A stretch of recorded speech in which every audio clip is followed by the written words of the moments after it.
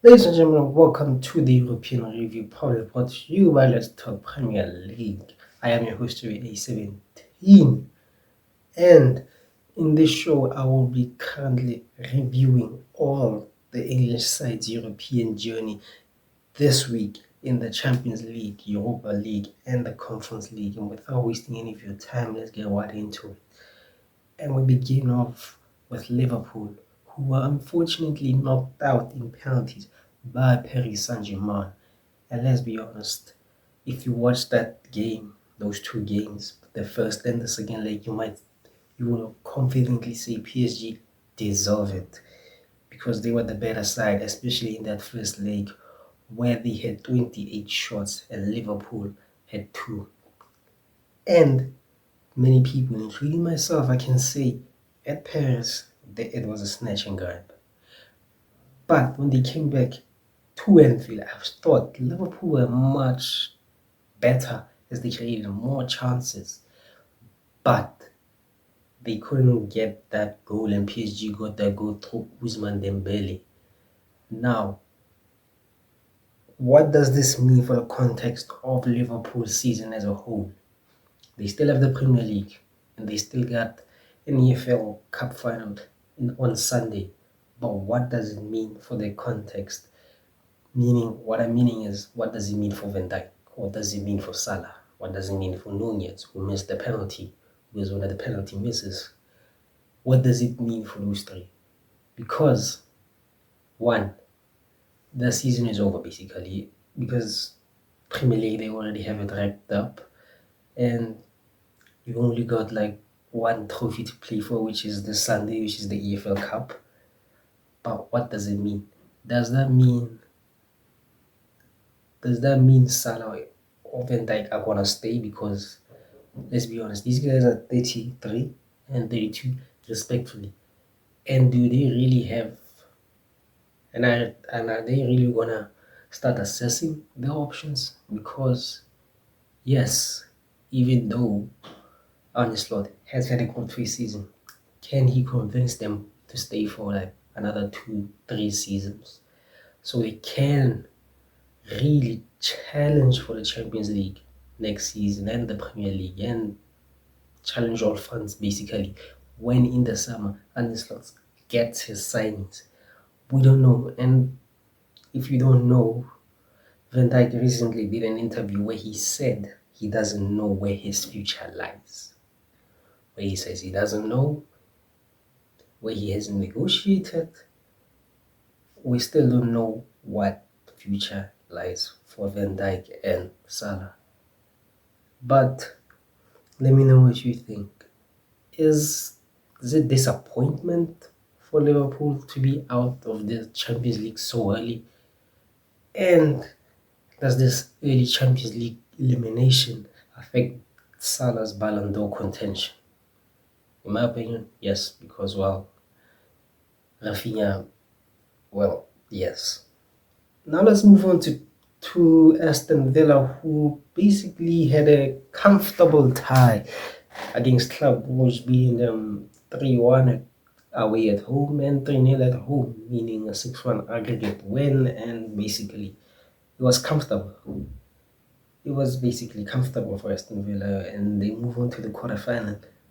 But I have one thing to say. It seems they have revitalized Marcus Rashford and Marco Asensio's careers because those guys are currently balling out at Villa.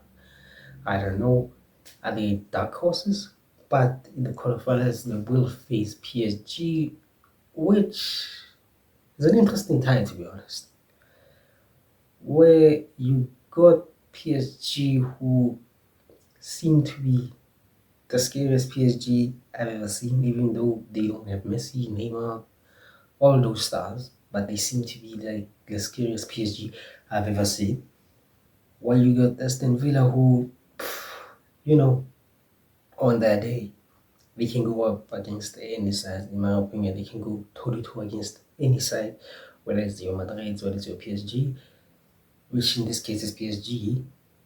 So in a way, it's going to create an interesting tide. But my prediction is, I feel like PSG is just got more quality and probably more experience at this stage.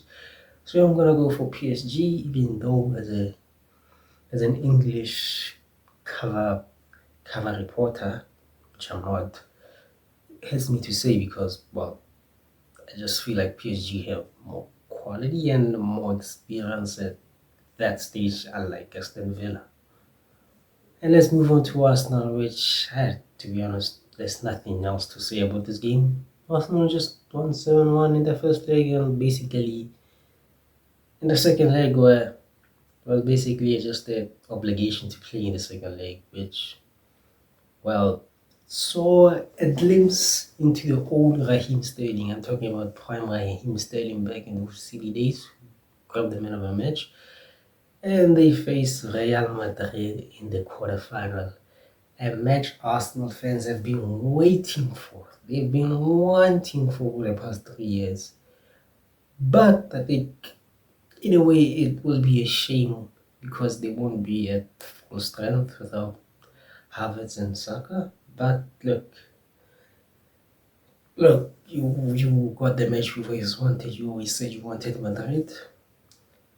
Now you got Madrid, and now we're gonna see whether you do think you can beat Madrid. But in my opinion, you cannot because well, Real Madrid is Real Madrid in the Champions League, by the way. So yeah.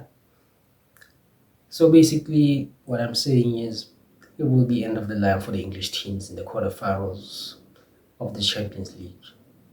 Now, moving on. Let's move on to the Europa League. We got Tottenham and Manchester United, who basically in this competition have one thing in common, and that is desperation. Yes, people. Both these clubs are desperate for these trophies to save their respective seasons because they are currently sitting in 12th and 13th, respectively, in the league.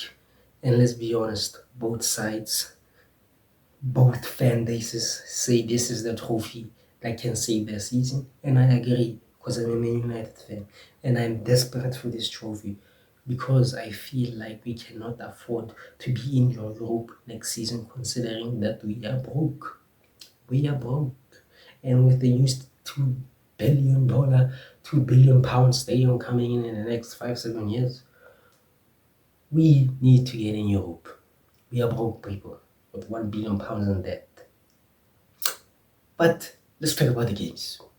Well, United. Whew. I don't know, maybe I'm jinxing this, but best performance I've seen in a United shirt in a while, bruv. Under Ruben Amorim, I see the vision. I see where he wants to go. In this match, I saw what the future of where we might be with Ruben Amorim. Because, bruh, we were attacking, we were flowing, we controlling the ball. Our wingbacks were wingbacks. Well, one wingback was being a wingback and Dalo was being Dalo. Like, I don't want to be negative, but Dalo, please learn how to cross the ball. Please. First time or second time, I don't care. Please learn how to cross the ball, but I'm not going to be negative. And it's like I saw something today which they fought for the badge. They fought for the badge. It's like they looked at themselves after the Jim Radcliffe interview and said, hey, we need to step up because, hey, the ownership said, we're begging the manager, not you guys. And if you don't step up, you're going to be, well, sacked. And can we please give a round of applause for Bruno? Bruno bloody Fernandes. Yes, I am saying it in the Portuguese terms. Bruno fucking Fernandes. Where would we be without this man? Dear God, where would we be without this man? We'd probably be in the relegation zone and probably be out of the Europa League. Because this man, I love him so much. Hat trick today. And I don't care. People say, but I don't care, fam. Bruno is our best player. And he proved that today. And Casemiro, it seems like he's back to that first season Casemiro, where he was pinning in balls, where he was controlling midfields, and we love it as Man United fans. And we go on to the next round where we face Olympique Lyonnais. And to be honest, I'm confident that we're not gonna blitz past them, but I feel like we're gonna get past them because there's only two sides I fear in these competitions, and that's Atletico Bilbao and Tottenham and Lazio. Those are probably the only three sides I fear in this competition. But this performance, best of the season under Ruben Amorim. And let's move on to the Tottenham Hotspur. We move on to North London. Well, Tottenham know how to make it, well, hard for themselves because, I don't know, like Tottenham are so enjoyable to watch, but at the same time are so stressful to watch because if you don't know, in the first leg they went 1-0 down. They lost and they came back. And they came back with a 1-0 deficit. I don't know, okay, I'm mixing up words, but it's stressful. And I'm not a Tottenham fan, but I watched the highlights and I was like, there were times where I was like, they're too open. But look, at the end of the day, they're 3-1, 3-2 on aggregate. Then they move on to the next round where they face Eintracht Frankfurt. Which, to be honest, I think this is the match of the round in the Europa League because with the unpredictable nature of Tottenham, you don't know what you're gonna get. You don't know what you are gonna get, and probably Eintracht Frankfurt. You know what? I watch a little bit of German Bundesliga, and they've been looking good this season. So I don't know what to expect, but I know I'm gonna expect fireworks because this match is gonna be very, very entertaining. I'm gonna tell you that, people. You might want to watch this one because it's gonna be entertaining. But we move on to one last competition.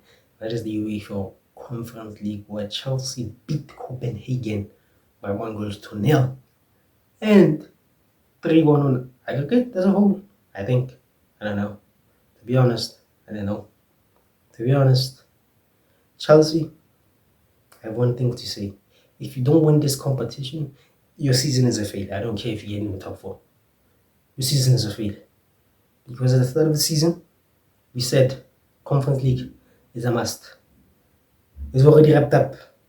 It's the only competition that you must win. Considering the squad you have, you must win the Conference League. I don't care. Sure, I would say you should be fearful of 2 teams. I don't know if Fiorentina is still in it. And Real Betis because of Anthony.